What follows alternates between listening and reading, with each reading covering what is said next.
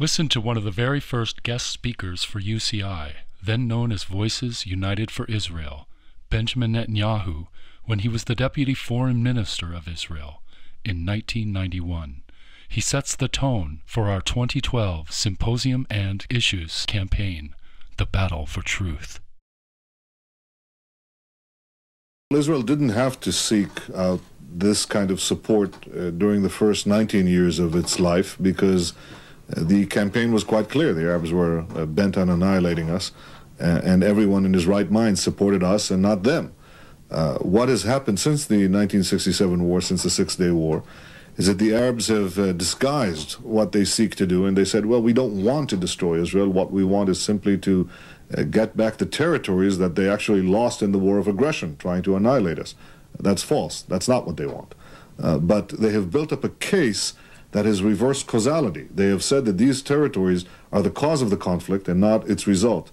And much of the world has gone on to believe them. So we have had, since the 1967, since the Six-Day War, we really have had to launch a campaign to reverse this lie and to put forward the truth. And for that, we need help. We don't have 21 Arab countries. We don't have 21 Arab embassies with infinite money to press this public opinions claim, this false claim. We have only the truth and our friends, Jews and non-Jews, who are supportive of Israel and supportive of the truth, and we need their help in this urgent battle. There have been three great canards, great lies, big lies when it comes to Israel.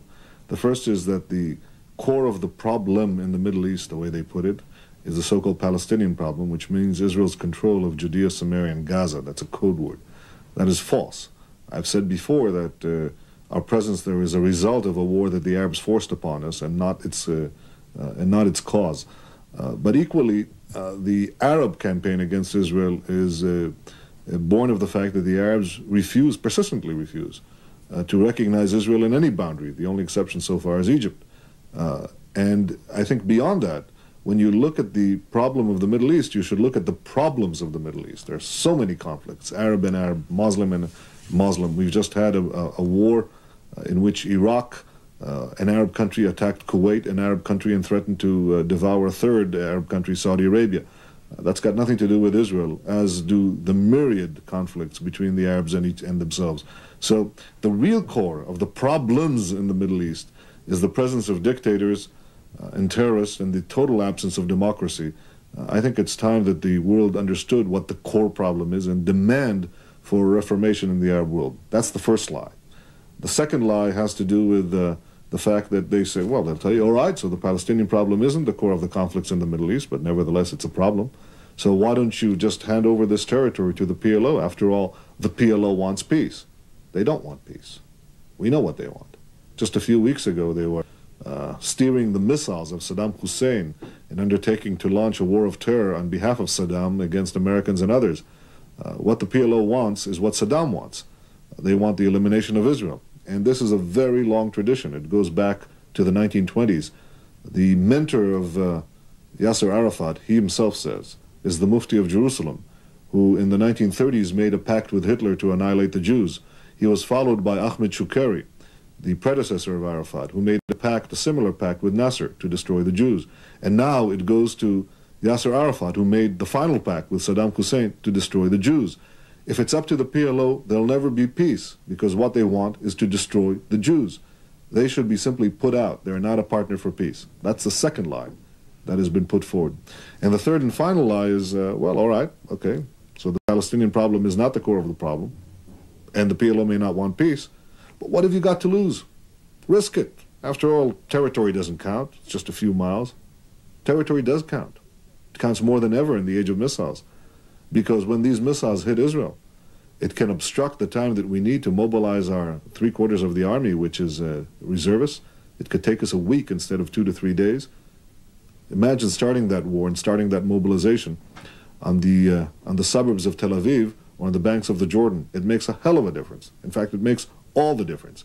So I think these three great lies, that the PLO wants peace, that the core of the problem is the Palestinian problem, and that territory doesn't count, these are the three untruths that have to be corrected. And they cannot be corrected by individual spokesmen alone. They must be taken up by an army of soldiers for truth. And I hope that the people who are listening to this will become soldiers in the most crucial battle of all, the battle for truth. I know that this is a very vast subject, but perhaps just in very broad terms, you could try to explain why it is that we perceive that Israel is constantly under negative attack. You know, nations get away with murder, mayhem, massacre. The world was very largely indifferent to Saddam Hussein gassing his own Kurdish citizens. But every incident in Israel comes under immediate, harsh, and usually negative scrutiny. It's like the world has this knee-jerk, automatic, unthinking set of harsh responses for everything that happens here. Why is that so? Well, I'm not sure it's the world. I think it's some of the media elites of the world and possibly some of the foreign chancelleries and ministries. I think my feeling is, and based on reactions that I've been getting from citizens from all over the world, is that the man in the street, so to speak, or the man before the tube, even the man before these hostile and often prejudicial television sets, has a pretty good feeling of who is right and who is wrong. And Israel enjoys a lot of support in the broad stream. But you're quite right, there is an adverse attitude towards Israel on the part of the elites in many parts of the world. Why is that? It's a combination of things. It could be the post-Vietnam syndrome, the application of the colonialist model where it doesn't belong. Who are the colonialists here? The Jews or the Arabs? Who conquered all of North Africa, brutalized peoples? Who conquered the Middle East? Who went insofar as to Europe and in the gates of Paris? It's the Arabs. And I suppose there is a large process of decolonizing the Arab conquests. And that is what Israel is doing when it comes back to the ancient homeland, which was left barren by the Arabs, left unpopulated. When my great-grandfather came here almost 100 years ago, believe me, there were very few Arabs. There was nothing here. And we built it up, and the Arabs migrated as a result, many of the Palestinians who are here. Well, people forget that history. And I suppose that the elites in particular are susceptible to slogans and not to a tough scrutiny of the facts. I think, too, there is perhaps a problem with Jewish power. We are a people that have been accused of being, or used to being, victims for several millennia. We've paid the most horrendous price in the history of man and nations for this. And I guess people have got used to the idea, well, the Jew is all right as a victim, but if the Jew seizes or uses power to defend himself, there must be something wrong there. And I think that is an adjustment that will take some time for the world to adjust to. And thirdly, I think that in addition to everything else, there is a battle going on, and the Arabs have understood this. That is the battle of propaganda, the battle of falsehood that they are trying to impose. That is something that they have seized the initiative on, and we have been slow and laggard in responding to by exposing these falsehoods. I think it's never too late. I think that we can ask from any civilized person, Jew or Christian, for that matter Muslim. I even got one or two letters from Pakistan from people who have sort of rethought things recently. It's very clear that there is a nation here, a small nation, I think a brave nation, that is fighting for its life.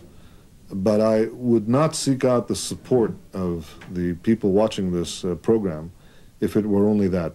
I think that the story of Israel, the odyssey of the Jewish people, is really a barometer for the world's hope.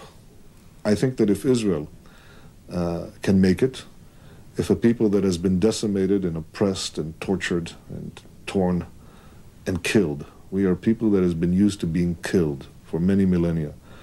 If this people can rise from the dust and refashion its life and create a sovereignty here in its ancient homeland and rebuild it and bring life where there was no life and roll back enemies 100 times our size and stand up to the Saddams, the Gaddafis, the Arafats, the Khawatmirs, I think there is a larger message here of hope for all of humanity. Because I think our history over the last centuries has been the history of the battle of freedom against the tyrannies, I should say, of the world. And in this contest between freedom and tyranny, Israel stands at the forefront, however maligned, however distorted. This is the real meaning of Israel's adventure. And that's why I hope that the champions of freedom and the champions of truth will stand by her at this crucial time. That really brings me to the final question, Mr. Netanyahu, and in fact you've probably answered it. How would you like Israel to be portrayed? How would you like the outside world to understand Israel and to look at Israel? Truthfully, just truthfully. The need for a broader non-Jewish support of Israel is urgent. Right now you are being challenged to join forces in a new battle on behalf of the State of Israel, the battle for truth.